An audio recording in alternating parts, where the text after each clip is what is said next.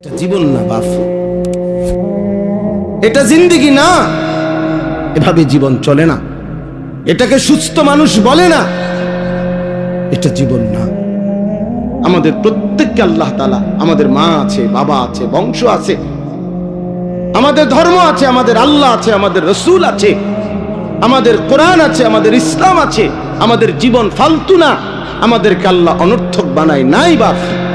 সারা দিনে কোনো কাজ নাই, আল্লাহ নাই, রসুল নাই, নামাজ নাই, সেজদা নাই। খোদার কসম, এটা মানুষের জিন্দিগি হইতে পারে না। এটা কুকুর বিড়ালের জীবন হইতে পারে, জন্তু জানোয়ারের জীবন হইতে পারে। ইনসানের জিন্দিগি, মানুষের জিন্দিগি, আল্লাহ থেকে বিচ্ছিন্ন, আখিরাত থেকে বিচ্ছিন্ন যেই জীবন, এটা মানুষের জীবন নয়, জানোয়ারের জীবন।